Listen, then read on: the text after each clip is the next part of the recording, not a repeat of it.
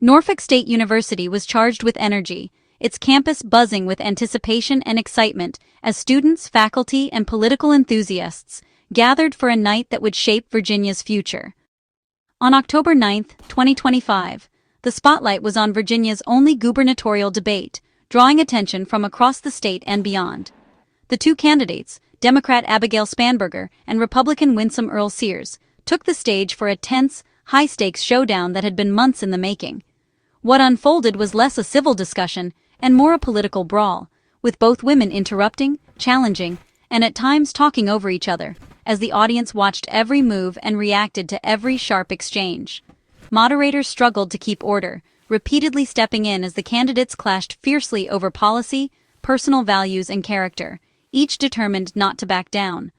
Earle-Sears adopted an aggressive approach, pressing Spanberger for direct answers, raising the stakes with pointed questions, and refusing to let her opponent off the hook. With early voting already underway and Election Day just weeks away, every moment on that stage was critical in this razor-tight race, as undecided voters watched for any sign of weakness or strength.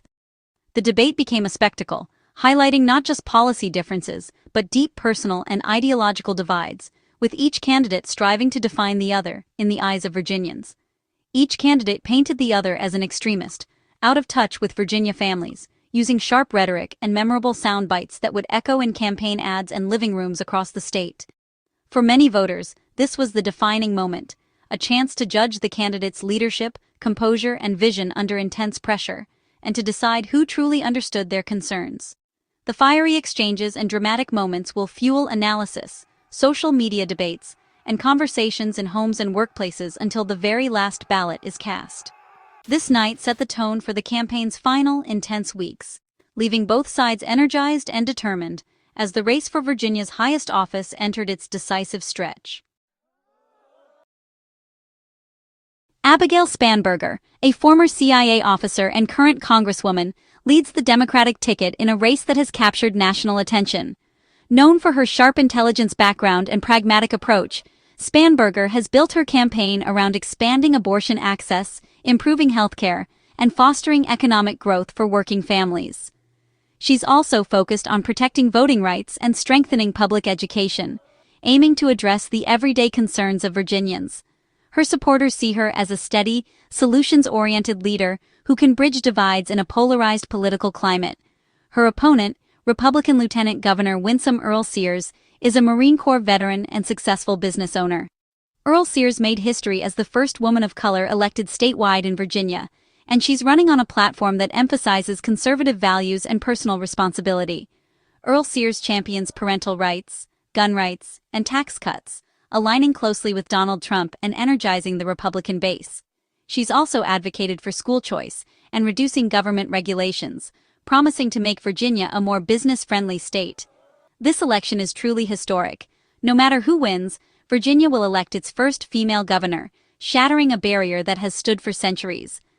If Spanberger wins, she'll break a centuries-old glass ceiling, becoming the first woman to hold the state's highest office and inspiring a new generation of leaders. If Earle-Sears prevails, she'll become the state's first black woman governor, a milestone in a state with a complex and often painful racial history and a powerful symbol of progress. Both women's candidacies symbolize progress and the changing face of Virginia politics, reflecting the state's growing diversity and evolving values. Spanberger's supporters see her as a pragmatic trailblazer, while Earle-Sears' backers view her as living proof of the American dream and the power of perseverance. The race is a landmark for both parties, drawing national media coverage and carrying implications that could shape the future of American politics. No matter the outcome, history will be made in Virginia, and the nation will be watching as a new chapter unfolds. The debate's most explosive moments centered on a scandal involving Jay Jones, the Democratic Attorney General candidate. Recently leaked texts from Jones included violent threats, sending shockwaves through Virginia politics. Republicans seized the moment, launching a multi-million-dollar ad blitz and making the scandal a central debate issue. Earle-Sears used the controversy to attack both Jones and Spanberger, shifting focus from policy to character.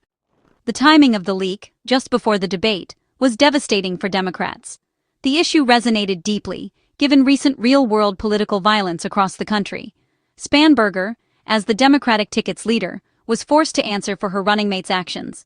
She faced tough questions about whether she would continue to support Jones. The scandal became a test of Spanberger's leadership and judgment. The debate's outcome, and perhaps the election, hinged on her response. The controversy underscored the nation's heightened sensitivity to political rhetoric and violence.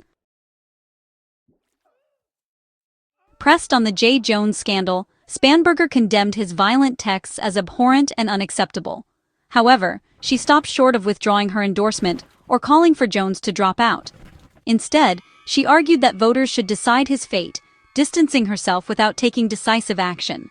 This calculated move avoided a party rift, but left her open to criticism for not demanding real consequences. Spanberger tried to broaden the conversation, challenging Earle-Sears to condemn inflammatory rhetoric from her own party, especially Donald Trump.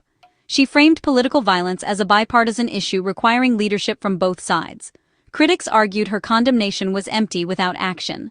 The moment exposed the risks of political calculation over moral clarity. Spanberger's response left voters questioning her commitment to lowering the political temperature. The controversy remained unresolved, fueling further debate.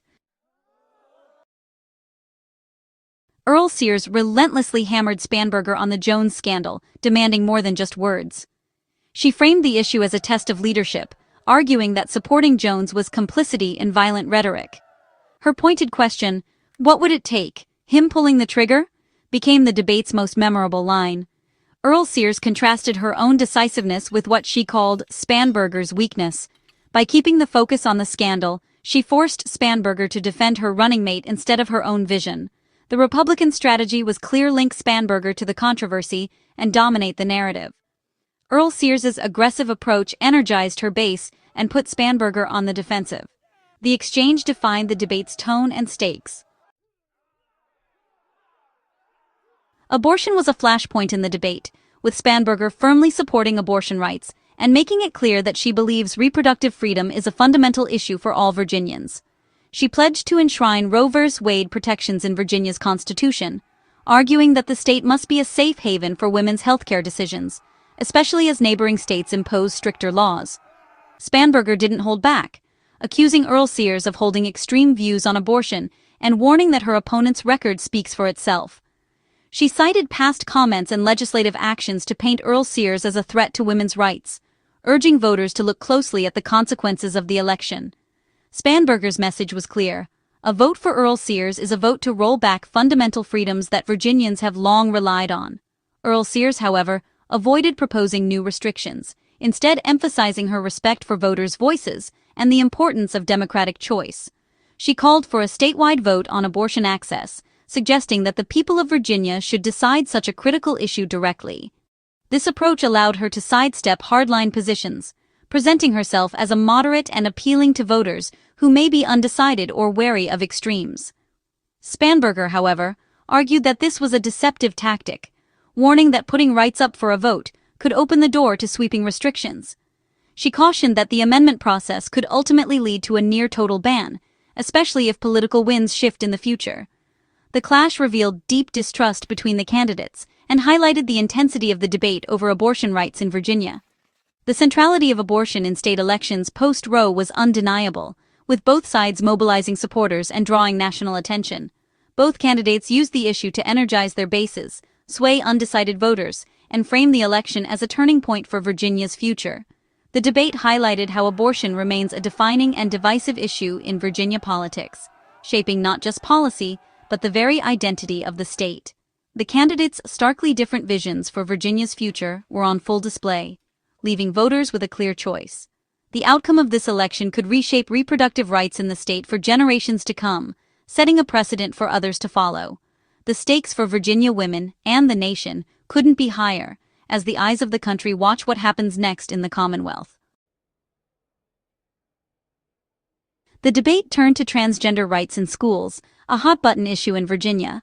Spanberger was pressed on whether she'd repeal Governor Youngkin's policy requiring students to use bathrooms matching their birth sex. Initially evasive, she called for local control, but under pressure declared, "There should never be naked men in locker rooms." This echoed conservative rhetoric, signaling a bid to reassure moderates. Spanberger then accused Earle-Sears of a history of anti-LGBTQ+ discrimination. Earle-Sears stood firm, defending the policy as common sense and championing parental rights. The exchange highlighted the difficulty Democrats face navigating this issue. Both candidates tried to claim the middle ground while energizing their bases. The clash underscored the deep divisions over school policies and transgender rights. The issue remains a potent political weapon in Virginia elections. Donald Trump's influence loomed over the debate, especially on political rhetoric and violence. Earle-Sears, a Trump ally, was pressed to address his controversial statements. She distanced herself slightly, saying she wouldn't use his language but stopped short of condemning him. Earle-Sears defended Trump, arguing he never advocated violence, contrasting his rhetoric with J. Jones's explicit threats. Spanberger seized the moment, criticizing Earle-Sears for refusing to denounce Trump's language. The exchange highlighted the deep partisan divide over political speech and responsibility. For Democrats, Trump's rhetoric is a threat. For Republicans, attacks on him are partisan. The debate revealed how leadership and language remain central to America's political fault lines. Virginia's governor's race is a national bellwether, one of only 2 in 2025. The outcome will signal which party's message resonates in a key swing state. Earle-Sears is running on culture war issues, echoing Youngkin's successful playbook. Spanberger focuses on abortion rights and the economy, representing traditional Democratic priorities. The winner's strategy will shape campaigns nationwide ahead of the 2026 midterms. The race is historic. Virginia will elect its first female governor, and possibly its first black woman governor. The contest reflects broader national debates over identity, opportunity, and the country's direction. The fiery debate previewed the intense political battles ahead. As Virginians vote, they send a message that will echo across America. This election is a sign of what's to come for the nation.